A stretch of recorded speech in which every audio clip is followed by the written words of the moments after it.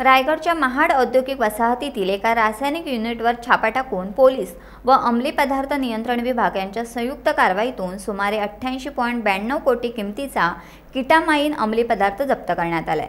मिळालेल्या गोपनीय माहितीवरून महाड MIDCतील एका बंद कंपनीच्या प्रांगणात सुरू असलेल्या बेकायदेशीर रसायन प्रक्रियेवर ही कारवाई करण्यात आली।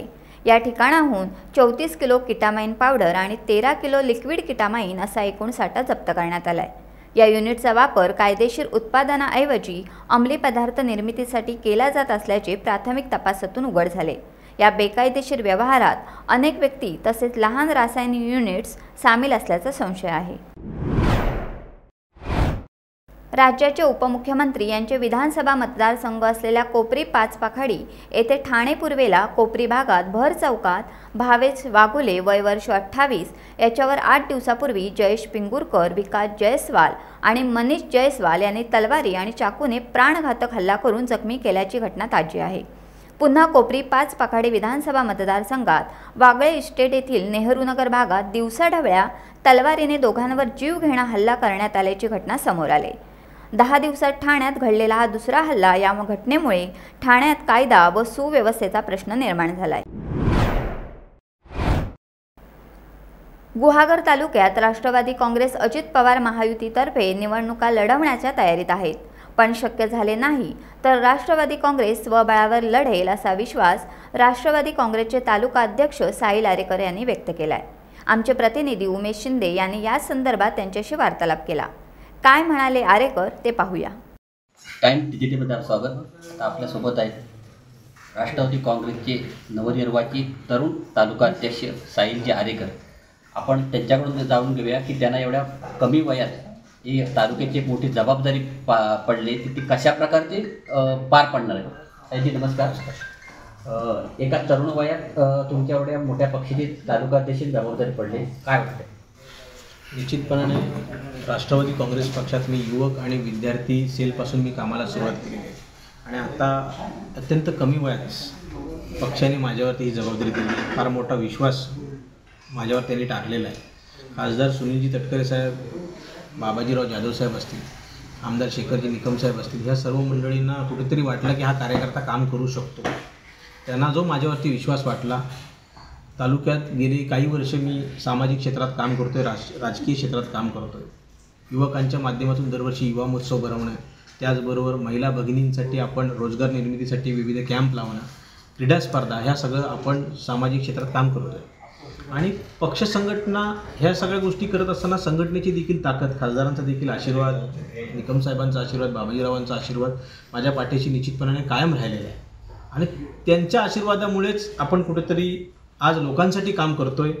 आताच तुम्ही बघा की 1,08,00,000ची कामं खासदार सुनील तटकरे साहेबांनी मंजूर केली। शहरामध्ये 30 लाखाची, ग्रामीण भागामध्ये 88 लाखाची। कसं आहे की खासदार साहेब काम करायला निश्चितपणाने तयार आहेत किंवा काम करतायत। आता कार्यकर्त्यांचं आमच्यासारखे काम आहे की साहेबांकडे जाऊन पाठपुरावा करून विकास निधी आणून या तालुक्यात विविध ठिकाणी ग्रामीण भागात छोटी छोटी कामं कशी होतील आणि आपला त्या ठिकाणचा कार्यकर्ता कसा सक्षम होईल, त्या गावचा विकास कसा होईल, हे निश्चितपणाने सध्या आमच्या पुढे असणारं एक जबाबदारी आणि ती आम्ही पार पाडण्याचा प्रयत्न करतो। आणि येणाऱ्या जे निवडणूक आहे, जिल्हा परिषद, पंचायत समिती, नगरपंचायत, हे महायुती लढण्याची आमची सर्वांची इच्छा आहे, महायुती म्हणून। आणि राष्ट्रवादी काँग्रेस पक्षाची पण ताकद अशी आहे की जर पक्षाने आदेश दिला, जर भविष्यात स्वबळावर लढायचे, तर राष्ट्रवादी काँग्रेस पक्ष निश्चितपणाने स्वबळावर लढण्याची देखील तयारी आहे। कोणत्याही प्रकारच्या अनधिकृत बांधकामाला वीज पुरवठा करण्यात येऊ नये असे उच्च न्यायालयाचे स्पष्ट आदेश आहेत।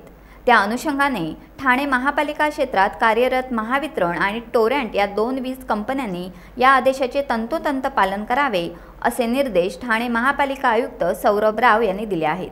अनधिकृत बांधकामांना वीज पुरवठा करण्यात येऊ नये, तसेच वीज पुरवठा करताना संबंधित बांधकाम अधिकृत असल्याची खातरजमा वीज कंपन्यांनी करावी। या संदर्भात उच्च न्यायालयाच्या निर्देशानुसार बुधवारी दुपारी ठाणे महापालिका आयुक्त सौरभ राव यांच्या दालनात महापालिका अधिकारी, महावितरण कंपनी आणि टोरंट वीज कंपनी यांच्या अधिकाऱ्यांची बैठक झाली। महाड तालुक्यातील वलंग शिक्षण प्रसारक मंडळाच्या न्यू इंग्लिश स्कूल वलंग या विद्यालयातील विद्यार्थ्यांनी वलंग येथील शेतकरी राजन धाडवे यांच्या शेतामध्ये आधुनिक यंत्राद्वारे भात लावणी कशी करतात याचे धडे आणि प्रत्यक्ष अनुभव घेतला। सारथी शेतकरी समूहाचे अध्यक्ष गणेश कुर्डुनकर आणि त्यांचे सदस्य यांनी प्रत्यक्ष यंत्र कसे वापरावे हे मुलांना सांगितले। यावेळी महाड तालुका उपकृषी अधिकारी तानाजी जगदाळे, सहाय्यक कृषी अधिकारी Maruti Barkade, new English school वलंग विद्यालयाचे मुख्याध्यापक तथा संस्थेचे कार्यवाह राजन कुर्डुनकर, ज्येष्ठ शिक्षक गंगाधर साळवी, पोलादपूर सेतू प्रमुख व सारथी बेरोजगार सोसायटीचे अध्यक्ष श्रीकांत मालुसरे आणि सर्व शिक्षकवृंद उपस्थित होते। वलंग शिक्षण प्रसारक मंडळाच्या न्यू इंग्लिश स्कूल वलंग या माध्यमिक विद्यालयाची शिवार भेट अंतर्गत आपण जी ही शेती लागवड कशी करायची याची एक कार्यशाळा म्हणा किंवा प्रत्यक्ष अनुभव शेतीत येऊन आपले विद्यार्थी करून घेणार आहेत। त्यासाठी आपण या आपल्या वलंगमधल्याच श्री राजन धाडवे यांच्या सुद्धा शेतामध्ये आलेलो आहोत। तर या निमित्ताने ही शेती लागवड किंवा शेतीची जी काही चळवळ आहे, आता चळवळच म्हणायला लागेल की चळवळ खेडोपाड्यात सर्वसामान्यांपर्यंत आधुनिक पद्धतीने शेती कशी करायची हे समजून सांगून देण्याची गरज भासलेली आहे आणि त्या पद्धतीने आपण या ठिकाणी आलेलो आहोत। आमच्या न्यू इंग्लिश स्कूल वलंग विद्यालयाचे मुख्याध्यापक तथा संस्थेचे कार्यवाह माननीय कुर्डुनकर सर यांच्या मार्गदर्शनाखाली या शेतीच्या कार्यशाळेसाठी किंवा शिवार भेटीसाठी आम्ही सगळे शिक्षकवृंद आणि आमच्या न्यू इंग्लिश स्कूल वलंग विद्यालयाचे सर्व विद्यार्थी या ठिकाणी उपस्थित आहेत। मला आधुनिक पद्धतीने शेती कशी करायची हे प्रत्यक्ष शेतावरती येऊन आम्हाला दाखवले आहे। तसेच सरांनी देखील आम्हाला माहिती सांगितली की आधुनिक पद्धतीने शेती कशी करायची। हल्ली लोक शेती नाही करत, शेती ओसाड पडलेली आहे, पण ही आधुनिक पद्धत आम्हा सर्वांना खूप आवडली आहे। आम्ही सर्वांना सांगू की सर्वांनी शेती करा। दापोलीतील एसटी स्टँडच्या मागील बाजूस स्वामी समर्थ व श्रुती हॉस्पिटल जवळ असलेले मुख्य रस्त्यावर खोदकाम सुरू असल्याने व त्या ठिकाणी पर्यायी मार्ग नसल्याने वाहतुकीस अडथळा निर्माण होत आहे।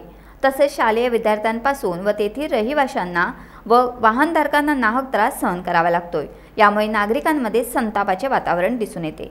या होणाऱ्या सर्व त्रासामुळे संबंधित अधिकाऱ्यांनी लवकरात लवकर काम करून व पर्यायी मार्ग काढून स्थानिक लोकांची व नागरिकांची, शाळकरी विद्यार्थ्यांची तसेच वाहनधारकांची सुटका करावी अशी तिथल्या रहिवाशांची व नागरिकांची मागणी आहे। टाइम्स डिजिटलला लाईक करा, शेअर करा, सबस्क्राइब करा आणि बेल आयकॉन दाबायला विसरू नका। Times digital.